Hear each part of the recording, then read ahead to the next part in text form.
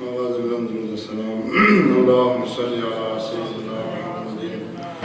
وعلى آل سيدنا محمد وبارك وسلم وصل عليه الصلاة والسلام عليك يا سيدي يا رسول الله وعلى آلك وأصحابك يا سيدي يا حبيب الله صلى الله على النبي الأمي وآله صلى الله عليه وسلم صلاة وسلام عليك يا رسول الله نحمده ونصلي ونسلم على رسوله الكريم أما بعد فأعوذ بالله من الشيطان الرجيم بسم الله الرحمن الرحيم ألا إن أولياء الله لا خوف عليهم ولا هم يحزنون صدق الله العظيم وصدق رسوله النبي الكريم الأمين ونحن على ذلك من الشاهدين والشاكرين والحمد لله رب العالمين فقد قال الله تبارك وتعالى في شان حبيبه مخبرا وآمرا إن الله وملائكته يصلون على النبي يا أيها الذين آمنوا صلوا عليه وسلموا تسليما اللهم صل على سيدنا محمد وعلى آل سيدنا محمد وبارك وسلم وصل عليه اللهم صل على سيدنا محمد وعلى آل سيدنا محمد وبارك وسلم وصل عليه الصلاة والسلام عليك يا سيدي يا رسول الله وعلى آلك وأصحابك يا سيدي يا حبيب الله صلى الله على النبي الأمي وآله صلى الله عليه وسلم صلاة وسلاما عليك يا رسول الله معزز و محترم حاضرین عزیز وقار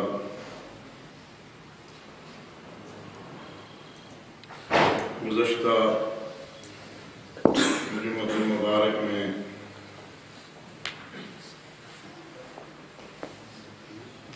عنوان گفتگو کے طور پر کسی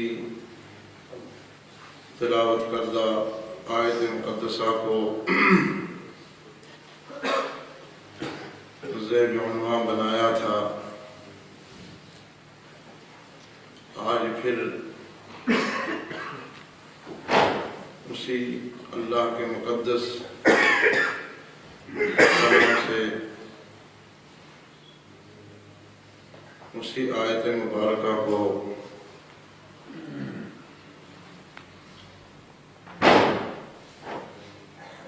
تلاوت کر کے خود کو اور آپ کو اللہ کی عنایات سے قرآن عظیم کی برکت سے نبی پاک صلی اللہ علیہ وسلم کے توسل سے بزرگان دین کی عنایات سے مشرف ہوئے. میرا تلاوت کرنا اور آپ کا سننا اللہ اپنی بارگاہ میں بندگی کے حسین عنوان پر قبول منظور فرمائے اور صحیح معنوں میں قرآن عظیم احادیث نبوی صلی اللہ علیہ وسلم کو پڑھنے سمجھنے اور اس پر مکمل عمل کرنے کی بھرپور توفیق عطا فرمائے. آیت مبارکہ جو تلاوت کی گئی اس کا ترجمہ آپ نے سماعت فرما لیا تھا. آج پھر جو اسی آیت مبارکہ پر گفتگو کرنی ہے تو پھر آپ کی توجہ مبذول کرانا چاہتا ہوں اس آیت مبارکہ کی طرف کہ اللہ رب العالمین جل وعلا شانہ ارشاد فرما رہا ہے الا خبردار. اس حرف الا پر گزشتہ جمعہ تفصیل کے ساتھ گزارشات پیش کی تھیں کہ متکلم الا کب استعمال کرتا ہے.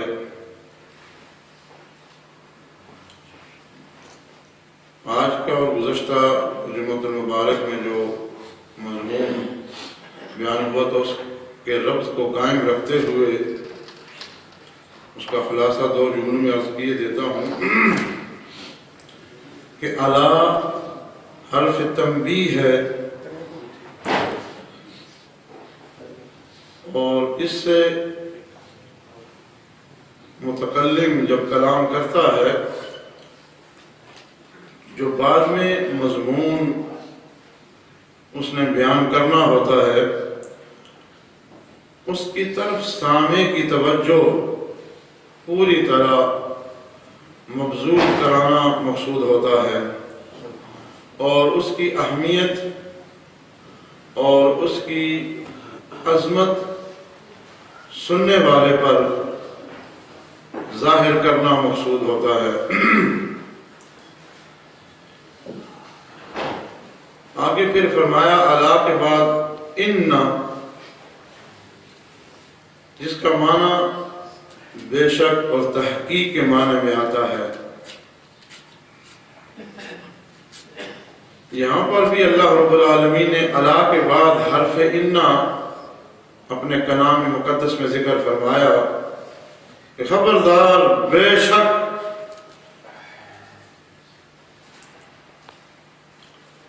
تو کبھی ان بھی کلام کی تحقیق، کلام میں قوت پیدا کرنے کے لیے، کلام میں زور پیدا کرنے کے لیے، کلام میں مزید پختگی پیدا کرنے کے لیے متکلم اپنے کلام میں ایسے کلمات استعمال کرتا ہے کہ جس سے اس کے کلام میں پختگی بھی پیدا ہو، اور جس قدر سامعین وہاں موجود ہوں، سننے والے ہوں، ان کے ذہن میں، ان کے دل و دماغ میں کوئی شک و شبہ ہو، وہ کلام کو سن کر ہی ان کے شکوک و شبہات رفع ہو جائیں،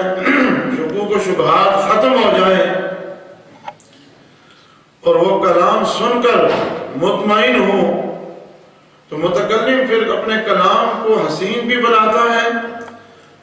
اور کلام میں کلمات تو یہ بات میں ایسے لاتا ہے کہ جس سے ہر سامع کو بھرپور استفادہ بھی ہوتا ہے، اور کلام کی پختگی بھی اس میں پیدا ہوتی ہے، تاکہ اس کے شکوک و شبہات بھی رفع ہو جائیں، اور تشکیک کی کیفیت سے نکل کر جو مضمون بیان کرنا مقصود ہے اس کو وہ تسلیم بھی کرے، مانے بھی، اور اس کی اہمیت کو وہ جان بھی سکے، سمجھ بھی سکے، اور اس مضمون سے قلبی اور روحی تعلق بھی پیدا کر سکے. فرمایا الا ان، خبردار، بے شک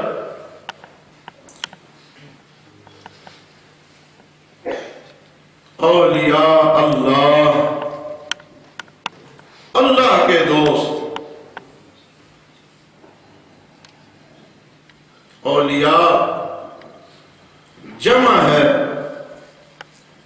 ولی کی، اور ولی کا جو معنی اور مفہوم اہل علم نے بیان کیا ہے کہ یہ لفظ ولی کتنے معانی پر استعمال ہوتا ہے، اس کے کتنے معانی ہیں. اہل علم نے اس کے 4 معانی بیان فرمائے ہیں. یہاں پر کیوں جمع ہے؟ کیوں ولی ایک تو نہیں ہے، ہر دور میں اولیاء رہے ہیں، ہر دور میں رہیں گے. جب تک یہ دنیا قائم ہے اہل اللہ کا وجود قائم دائم رہے گا. تو اولیاء جمع ولی کی، ولی کے جو 4 معانی بیان فرمائے، اس کا پہلا معنی ہے القرب. قریب ہونا، القرب والدنو، قریب ہونا، اس کا ایک معنی بیان کیا گیا۔ دوسرا اس کا معنی محب، محبت کرنے والا، چاہنے والا، اور تیسرا اس کا معنی ہے صدیق، اور چوتھا معنی ہے مددگار۔ پہلا معنی قریب، دوسرا معنی محب، تیسرا معنی صدیق، اور چوتھا معنی مددگار۔ اللہ فرماتا ہے الا ان اولیاء اللہ، خبردار بے شک اللہ کے دوست۔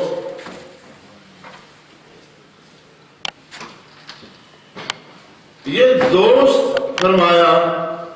یہ دوست بنے کیسے؟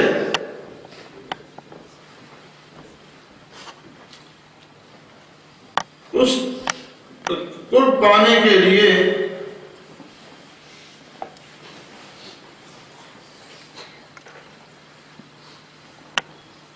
کن کن مراحل سے گزرنا پڑتا ہے؟ دوست یوں ہی بن جاتا ہے؟ نہیں، دوست ایسے نہیں بنتا۔ جنہیں اللہ اپنا دوست کہہ رہا ہے، ولی کہہ رہا ہے، اولیاء کے لفظ سے تعبیر فرما رہا ہے، وہ یوں ہی نہیں بن جاتے۔ نہ ہر ایک بن سکتا ہے، ان کو کئی مراحل سے گزرنا پڑتا ہے۔ سب سے پہلی جو شرط ہے وہ ایمان کی ہے کہ ایماندار ہو، صاحب ایمان ہو۔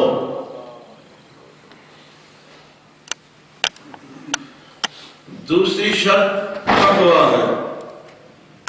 کہ وہ تقویٰ رکھتا ہو، وہ پابند شریعت ہو، احکامات الہیہ کا پابند ہو، احکامات الہیہ پر مکمل عمل کرتا ہو، صوم و صلاۃ کا پابند ہو، وہ عبادات پر پابند ہو، وہ گناہ سے مجتنب رہے، گناہ سے مجتنب رہنا اور ہے، گناہ کا خیال روح و دل دماغ میں نہ آئے۔ وہ جو بندہ 5 وقت نماز ادا کرے، زکوٰۃ دے اگر اس پر لازم ہے، رمضان مبارک کے روزے رکھتا ہو، عبادت کرتا ہو، تہجد پڑھتا ہو، قرآن عظیم کی تلاوت کرتا ہو، اتباع کرتا ہو، اطاعت کرتا ہو، نوافل ادا کرتا رہے، شب بیداری میں رہے، اور وہ ذکر حق میں مصروف اور مشغول اور مسرور رہے، گناہ نہ رہے، گناہ کا تصور نہ رہے، گناہ کا خیال روح و دل میں نہ آئے، گناہ کی بات زبان پر نہ لائے، گناہ کی بات کو سوچ میں نہ لائے، خیال میں نہ لائے، تصور میں نہ لائے، اور اس گناہ سے مجتنب بھی رہے، اور اس کا دل، اس کی روح ذاکر ہو۔ یہی وجہ صوفیہ فرماتے ہیں الولی فی اصطلاح صوفیہ من کان قلبہ مستغرقا فی ذکر اللہ تعالی۔ فرماتے ولی اس کو کہتے ہیں کہ وہ چلے تب بھی اللہ اللہ کا ذکر، اللہ کا ورد کرتا رہے، اور بیٹھے تو تب بھی اللہ اللہ کرتا رہے، مجلس میں ہو تب بھی اللہ اللہ، خلوت میں ہو تب بھی اللہ اللہ، جلوت میں ہو تب بھی اللہ اللہ، وہ سفر میں ہو تب بھی اللہ اللہ۔ وہ جہاں جائے، مجلس میں ہو یا تنہائی میں، خلوت میں ہو یا جلوت میں، صبح ہو یا شام، دن ہو یا رات، ہر لمحہ ہر لحظہ اس کا قلب اللہ کے ذکر میں مصروف رہے۔ وہ ہے الا ان اولیاء اللہ، اللہ کا دوست، اللہ کا دوست وہ ہے جس کا دل ذاکر بن جائے، اور جس کی سنت کے مطابق داڑھی نہ ہو، سنت کے مطابق لباس نہ ہو، سنت کے مطابق کھانا نہ ہو، سنت کا پابند نہ ہو، شریعت کا پابند نہ ہو، صوم و صلاۃ کا پابند نہ ہو، وہ یہ درجہ نہیں پا سکتا۔ یہ درجہ اسی کو ملتا ہے اور اس کو نصیب ہوتا ہے جو شریعت کے تمام احکامات پر پابند رہتا ہے۔